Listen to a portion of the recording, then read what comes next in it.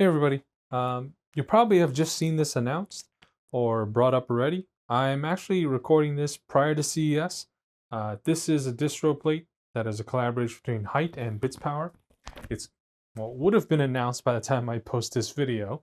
Um, I got this literally the day before New Year, and I'm shipping it on January 2nd. So I didn't have much time to do this build as nicely as I could have, or got everything done as well as I wanted to.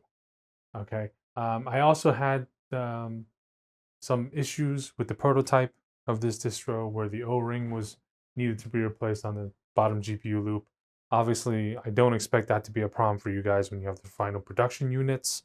But on the prototype, I did have an O-ring issue that did give me some experience in terms of taking this distro apart. Before I go into the build, I'm going to go into the primary focus of this video here, which is the distro itself. This distro plate, from me taking it apart, I can tell you is 4 different pieces.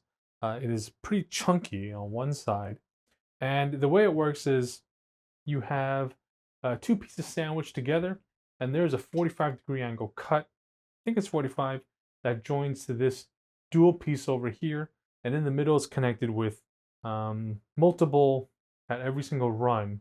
What essentially they're using is the terminal style, like on a GPU block, and that is how they're linking it. And it meets together with an O-ring for every single run. And it screws together by, once you remove this top part over here, you expose the screws on this side. Okay? So it's pretty easy to take apart and clean if you want to. It's pretty much just M4 and M3s, I think. So it's pretty self-explanatory too to take apart. Looking at it, you may wonder, why are there so many runs? Well, it's also a dual loop, all right, which is why you'll notice that I have some white and I have some black. So I've run white pastel for the CPU loop and black transparent for the GPU loop. Reason being is it's kind of hard to get gold, and while I did want gold to kind of match the theme here, I don't have that view coolant on hand. Given that this is pretty much just for show, I would have, you should never run the view coolants on a daily basis. Okay, I don't have that on hand, so I didn't think yellow orange would look great, so I just kept white. I thought it looked pretty nice. But that aside, the distro is also it's a matte frosted finish. So that's a little bit distinct, right? We don't really have that. There are not many distros that are matte. I can't even think of any off the top of my head, to be honest with you. Um, so let's just turn on to the inside so we can get a better look at this thing. So like I was saying earlier, you can see that this is a fairly chunky piece over here, about a 1-inch acrylic here. So cost-wise, I don't know what it's going to cost, but given the amount of acrylic and the machining, there's actually some very impressive machining here. I don't expect it to be on the cheaper end. So yeah, obviously if you have a HYTE 70 touch, this is probably not for you because you're going to lose the screen. Okay, in terms of installation, you have 2 brackets down here, 2 brackets over here, and you have 4 more screws on the side of the case. So it's actually in there extremely rigid. It actually gives the case a lot more rigidity than the case had on its own. That's one of the pros. But it also makes the front fairly front heavy, because this distro is probably like 10 pounds, guys. It's a lot of acrylic, and it's actually, it's got it's got, I think, 3 LED strips to light it up. I think it's 3, right? Yeah, I think it's 1, 2. Actually, it might be just 2. But yeah, it really grows on you. I wasn't a huge fan of the look, but it grows on you. But anyway, so if we look inside, you notice that there's a pump here and a pump on the bottom. Essentially, it is separated somewhere along the middle. You'll have multiple openings. Some of them are bleed holes, so you can kind of fill it a little easier. This is given the low amount of reservoir space, because there's really no reservoir. This is going to be a little bit troublesome to fill. You're going to kind of have to tilt it a lot, give it some time, tilt it again. So you can see that mine is not filled to the brink because I don't have the time to get that done. But these pumps are actually, their kind of version of a D5. It's like a Bitspower's own pump. So I believe the pumps come with the distro. So that's one thing. I kind of wish that, they would offer somewhat of a nicer looking cable coming out. But aside from that, also you'll have a rapid terminal on the GPU and the CPU. The one on my CPU cracked. I'm gonna talk to them about the design of that.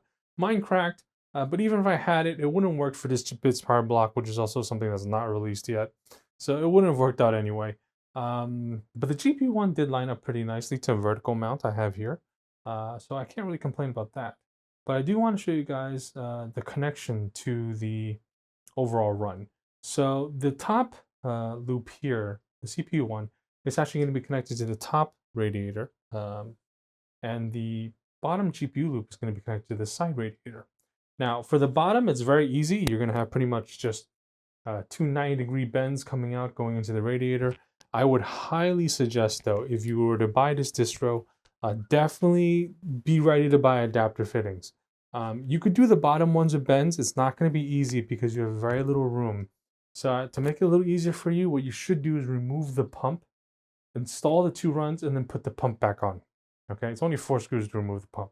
Now this way you actually have space for your fingers to work, unless you have really, really small hands. Nothing bigger than 14mm fittings for the bottom. It won't fit. But if you have adapter fittings, just use adapter fittings. You know, save yourself the hassle, right? For the top, I'm just going to pivot my camera up here. For the top run to the, hopefully that stays. For the top run, this is going to be extremely difficult, and maybe more difficult depending on the radiator you have. For the radiator I'm using, I actually had to slide the radiator all the way to the back of the case, and therefore it's only really being secured by 4 screws, because if I were to move it into a proper adjustable position, I have no space here to the radiator. The fitting actually hits the radiator, and it's like a 4mm gap from the, if I were to pull straight down from the rad port to the distro. So that's a bit tough. So it really depends on the radiator as well. A reason I think it's so tough for these is that this radiator here is the Bitspower Tarsk, and I think like the hardware labs, the ports are kind of far wide apart. I think these are 58mm apart, versus some rads are only like 34, 35, or you know, in the 40s. So these are kind of wide. So that kind of decreased the amount of distance I had going to the radiator in the front here. I'm sorry, this run on the front. So the other one, this run up here, you have 2 choices. I don't know how well it's going to be able to say. There's another hole here, or this. I think it's this one. You can pick either this hole or this hole to run to that one. But that one is also, it's not something you're going to be able to bend very easily. So once again, adapter fittings is really going to be what you want to do. Technically, if you had a 12mm tube or a 14mm tube, you could bend it. But given, I would just use adapters. I mean, it's doable, but you know, you're not going to see those tubes, and against the black, it's just going to stick out. So just use adapter fittings. You're going to have an easier time and save yourself some headache, right? Because it's going to be not an easy bend.